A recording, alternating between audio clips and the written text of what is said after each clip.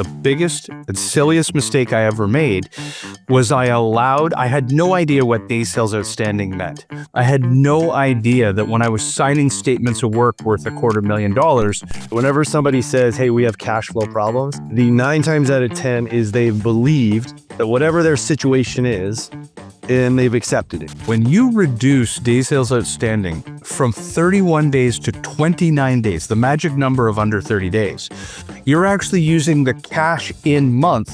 Make a list of non-sales and non-labor related ideas or opportunities within your business that you can dive into. Inventory, capital, right? What are some things some quick wins possibly? We've cranked our prices when we started Get Levrg. Average price was $500 MRR. Then it went to $1,000, then $1,500, and now it's about to cross to $3,000.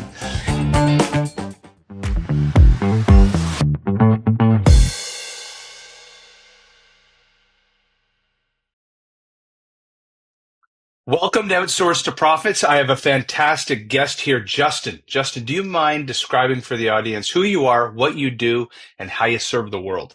Yeah, of course, bro. Thanks for having me, first of all. I'm Justin Boling. I'm an EOS Implementer. And in short, I help businesses get more what they want out of their business. And the passion side for me is live a better life. So father of 5 and live in Northern Colorado. And I love every day that I get to wake up and do this. Fantastic. You look like a tour skier. I'll bet, and I'm sure we'll be able to talk skiing and snowboarding at the end. This episode is about cash flow. Positive cash flow cycles, negative cash flow cycles. My first agency, I was in the fortunate position to have 600 customers and build a multi-million-dollar business. The biggest and silliest mistake I ever made was I had no idea what day sales outstanding meant. I had no idea that when I was signing statements of work worth $250,000 and it said payment in 90 days, that I essentially was becoming a bank. And I was funding 3 months of cash flow cycles to collect 1 month's worth of revenue. And the law of big numbers caught up to me. As I got bigger and bigger, the larger my line of credit needed to be. All that being said, this is obviously why my current agency, Get Levrg, collects cash before we start any work. We pay by credit card, day sales outstanding being 0. So the question for you, Justin, when we started Get Levrg, I programmed positive cash flow cycles into a first principle into our business. And I've never broken that rule with hundreds of customers coming in. When you go into a business and you hear customers complain about cash flow, where is it a mindset, a skill set, a toolkit? Where is the first principle breakdown of where cash flow is killing their business?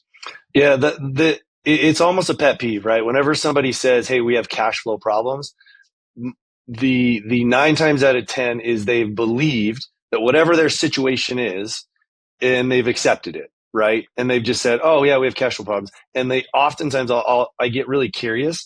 I'm like, hey, Jamie, what's going on? Like, tell me more. And I start asking about numbers.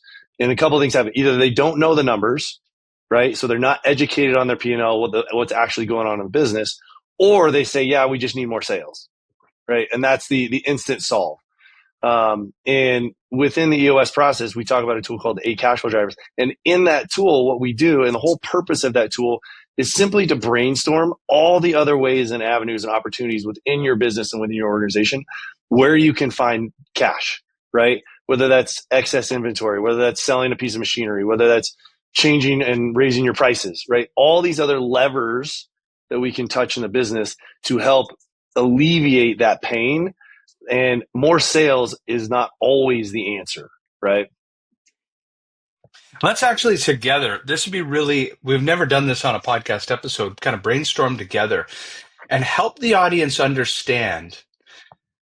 First, when you change cash flow cycles, when you reduce day sales outstanding from 31 days to 29 days, the magic number of under 30 days, you're actually using the cash in month from a customer to pay cash in month bills. But the second it crosses that 30th day, you're now using money from your savings to pay in month to collect into the future. But can we together brainstorm? You just gave a few quick examples. Yeah. Maybe we can kind of categorize them and help the audience understand the plethora of optionality that they have when it comes to improving cash flow cycles. Maybe Yep. what we could do is if you start with a category, Yep. you talked about selling a capital expenditure Right. to free up cash flow for operating expenses. But do you want to maybe pick a few categories and let's dive in to help the audience understand, like, oh my God, there's a million ways to solve this problem. Yep. So common ones, price increases, right? Margin, right? Where's the margin? I had a client that was like their retail store and they're pricing everything at like $12.50. And then, we had this conversation. I'm like, why not raise it to $12.99? Nobody's going to notice, right? It's that conversation of, hey, Jamie, if you raised your prices 2%, is anybody even going to notice or feel anything? And how much is that going to add to your bottom line? Right. Then the other one is inventory. Are you carrying too much inventory? Have you done an inventory analysis to understand what your actual balance is? Is it a seasonal change that needs to happen? So you're carrying too much. The capital expenditure side, as you said too, like I had another one. They sold a forklift, right? Made like 15 grand in a month, right? Which alleviated the other things because when we're doing those things and having those things, we forget, right? We have all these other aspects of our business, right, included in those things. I think a couple other ones are there labor changes, right? This isn't a firing thing. That's the last resort, right? That most businesses ever want to go to. So managing all these other aspects of the business from Do you mind if those we things. double click? Well, Yep, let's actually. I'm gonna tell a story around pricing, love but it. then I'd love to double click on the labor one. Yeah, So pricing, we've cranked our prices when we started Get yep, Leverage. Average price was $500 MRR. Then it went to okay, 1,000, then yep, 1,500, and now it's about to cross to 3,000. yep, The way that we went from $500 to $3,000 MRR, that's a 600 right, times increase. right, You have to actually measure three major levers. One is the volume. Make sure yep, that your lead flow doesn't drop off a cliff when you yep, change pricing. Next is called sales velocity, the time it takes to yep, close. And the last is your conversion cycle. No matter what we did to price increases, we stayed above 40% yes, conversion. And right, ironically, somehow, because we kind of kicked out the riffraff, we shrunk our sales cycle velocity to 24.5 days. right, So you have to measure these things before you increase yes, pricing. But here was an interesting one for the audience. We have monthly and quarterly pricing. yep, Quarterly payers have a 20% discount. yep, Yet the lifetime value of a quarterly customer was 42% more. And when you factor in yeah, the come on, 20% discount, it's 62%. yep, So we were discounting ourselves yep, thinking, oh, we're giving a 20% discount to go to quarterly. No, in fact, the monthly price was a deterrent to our growth, yeah, even with the 20% discount. So we had to crank the price on the monthly. right, So I just wanted to tell that story. If we dive into the labor piece, obviously, yep, I own an offshoring agency. I'm a huge yep, believer in labor arbitrage. right, Can you describe to people the opportunity cost of when they save a dollar, yeah, the amount of headwind that or the amount of tailwind they gain by having that dollar drop to the bottom line? And the biggest expense is human capital in their business. right, And some examples of change of labor costs yeah. dramatically free up cash flow. Yeah, and I think it's bigger than that to me, right? To me, then you're setting a culture tone for your business and your organization, right? Right. You don't do you want to be known as this organization that hires a whole bunch of people and then you let them all go? Right, and you're going through this. You don't want to have that. Most people don't, right? And you don't want to live in that. But how do you manage that, right? Is what you're saying, and managing that takes the understanding not just of your numbers, but who are you at the core of your business, right? What do you want to be known for, and bringing the people in to do the right things and having them the whole EOS, right people, right seats, all that, right? But the mindset of that is the last thing any business owner or leader wants to do is walk into a conversation and say, Jamie, we got to let you go, right? So managing that and understanding it and making sure that you are optimizing not just the people that you have, but the business that you have, right? So you don't have to do that, right? And so you're hiring it in a smart way in terms of, hey, do we need to move this offshore? I was just talking to somebody the other week.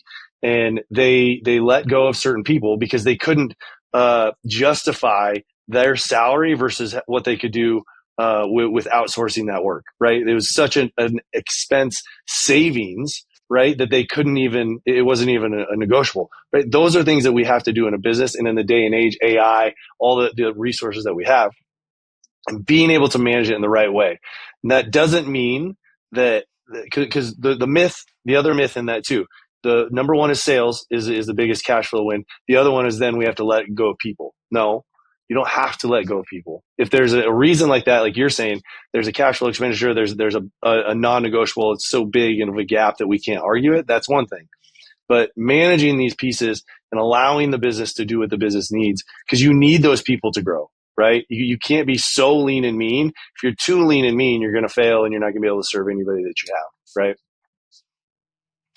If you were to, just looking at the time, leave the audience with a first one, two, three steps that they should take. So they've identified, they're past the I have a problem. Like, I have a cash flow Yeah. problem, I'm deep into a line of credit, all these sort of things.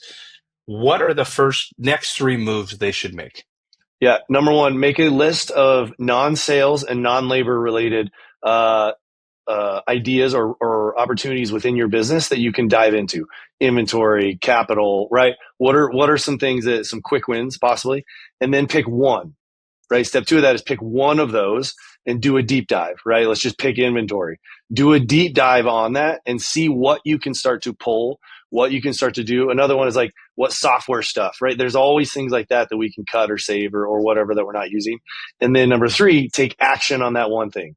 The worst thing we can do is try and do all five or however long that list is and do them all at once. Laser focus, right? Take one, take the next steps and do the actions, and then move to the next one at a time, snowball effect, drive them into there. That's what I tell my neighbor. I was talking to him the other day and I said, hey, do this. Take one, then take it to the next step, and then go to number two. Love it. I'll add one for the audience that helped me tremendously. Yeah. Um, you sit across from a counterpart, like a partner or an advisor, and you take your expenses and you put them all on a list and you do what's called zero-based budgeting. So Yeah. you Yep. have all the expenses in one column, and in the Yep. next column, it reads zeros across the Yeah. board. And instead of pushing the expense from month to month, you actually have to defend each line item. So you have this software. Explain to the advisor or partner why you have to have this. And Yeah. what you do is, instead of just making every expense just roll over, you have to have a business case of needs versus Yeah. wants, and Yep. you end up cutting, conferences you didn't really need to go Yeah. to, software tools that are just Yeah. running over that no one's utilizing. Yep. It's amazing the wastage that builds up that Yes. you've just been pushing from month to month. Yep. Yeah. Yeah. I call it the gym Justin, membership mentality. how do people get oh yeah, sir, go ahead. No, I was gonna Yeah, the say, I gym call it the gym membership member mentality. mentality, Exactly. right? Like, we just let it keep rolling. We don't even know it, right? You got to check in on them. Yep. It's good. Yeah. How do people get a hold of you?